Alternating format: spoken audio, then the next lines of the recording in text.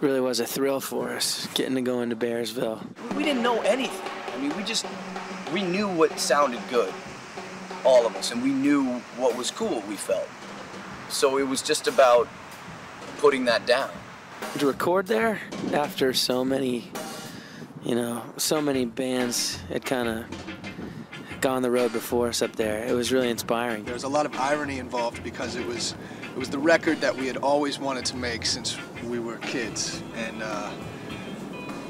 especially because so many of our favorite records had been done there. Right, and it was just like that. We took the time, we spent the money. We just like went totally broke trying to put the record of our dreams out, and it turned out to be that. But it was also probably the hardest record we ever made. But so much of that was timing too. I mean, it was definitely a time where all three of us, I think, clashed probably the most, but in that clashing, some of the greatest work came out of it. I think some of the best records that have ever been made are, usually in a situation where there's just all kinds of stuff going on underneath the surface, and we certainly had our share of it. I guess in a way, that and working with Bill Quigley with the paintings, it kind of went along with it because it did have so much involved with it. So many different kind of the images and the artwork reflected a lot of the chaos. Even the title. Yeah, and that we didn't have any idea what the and that was the title on be. On his painting.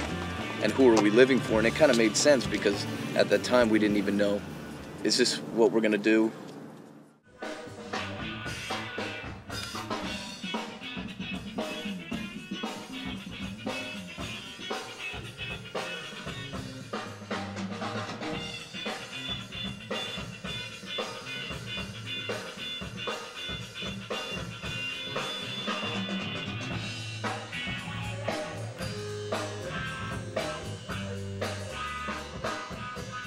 That was a pretty intense project, but it was cool. We had to go through this process of trying to kind of demystify the whole bigger is better thing, and ended up just putting our kind of our dream team together.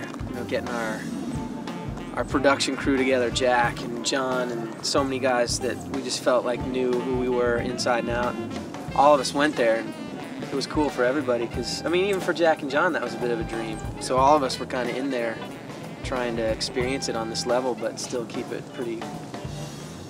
dispatch, It was a big room, and it's fairly intimidating to be up there and isolated, and you're just in this sort of monster room. And I remember we were playing Time Served, and we were trying to get it, and then John Cohen, who's a friend of ours, was up with us, and he was like, tell Brad, let's do one more take. And Brad, what did he say? We went through like 5 different drum kits, but yeah, that time he was like really just, you guys aren't laying, like hit it. Yeah. Go in and lay into it. Or that was the take. I mean, we felt the pressure, but we did plenty to lighten the load. I mean, we were, I think, particularly in our element because we were just nutbags. Oh, fuck. Vocal harmonizer's off. I got it. Try it, Dave. Hold on a second. You see Whoa! You see the same thing I did? Yeah. Phase cancellation is busted. It's busted out. Look at those DB pads, man. Oh God, where did these things drag through a swamp? Found the problem. Loose speaker.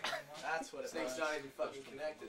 You just feel the burn of the magnifying glass being in the studio. Like 8 hours on the same thing over and over again, and then you just walk through a door and all of a sudden you're on the other side. You're in the console room, and that's when we would just kind of sit back and close our eyes and listen to the work that we had done, hoping we were going to be into it.